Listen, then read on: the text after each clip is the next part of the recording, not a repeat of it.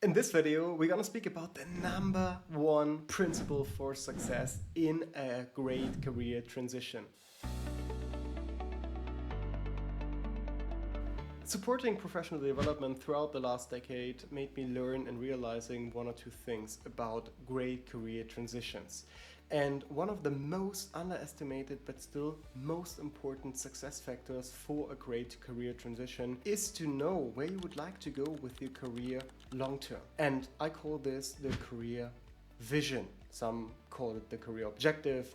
Others call it the North Star of professional development. Others call it professional direction. So whatever you want to call it, it's essentially all the same.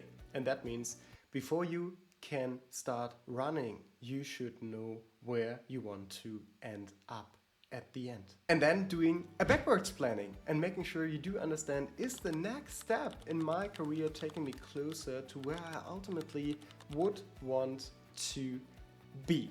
And that is a question not many people can answer. And I'm sitting regularly with senior leaders that are owning a strategy department and running these type of patterns and analyses for their organizations, but literally have never done this for themselves. And the reason is that most career transitions, most job changes are around what I call opportunistic decision patterns. So you would want to have more budget, more money, so more compensation or higher compensation, more headcount, more power, more whatsoever. And that is usually not leading you systematically to what you ultimately would want to do with your career. Often you find yourself, or people that are following that pattern find themselves in a situation where they are not satisfied with one job and then getting more of whatsoever in a similar next job. And after 1 or 2 years, they are starting to feel the same again. And the reason for this is that if you follow an opportunistic approach here, your circumstances, your situation, your needs, your requirements are usually not fulfilled any better in that new position. Yes, you might get more money or more power or more headcount or more budget or whatsoever, but it doesn't take you closer to what you as an individual ultimately would want to achieve. So measuring a great career against what you want to achieve versus what everyone else thinks is a great career in terms of power and money and so on is what I consider the number one success factor. Because a career transition is something that is extremely individual and is also something that you need to live with at the very end of your career, looking back and thinking about, was this now something that I would want to do again? And if you have mapped out this clearly and systematically, the answer should be yes. The answer should be yes. It's easy to say in hindsight how things should have going and what you should have done or not done, right? But it's not so easy to plan ahead to make sure that you can influence what you can influence on that journey. And a career transition, having the clarity on where you would like to have your professional impact in a couple of years' time will help you. So for me, a great career transition is designed always in the same way. First, you need to get clarity on what is important for you and really take your current job. What do you want to have less of? What is it that is currently massively in your way? What is it that is a problem for you?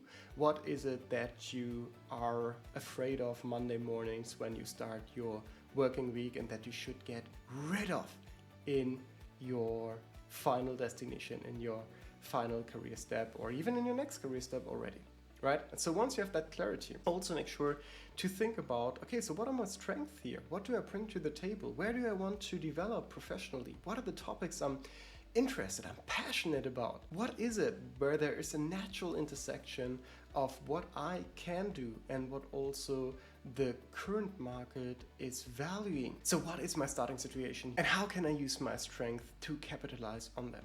And once you are clear on this, also go through your values, be clear of your top values and what is most important for you and how this is currently lived up in your working place and what is it that is already working well and it's the opposite, what is absolutely not aligned with your value system, and how can you include this in your next job?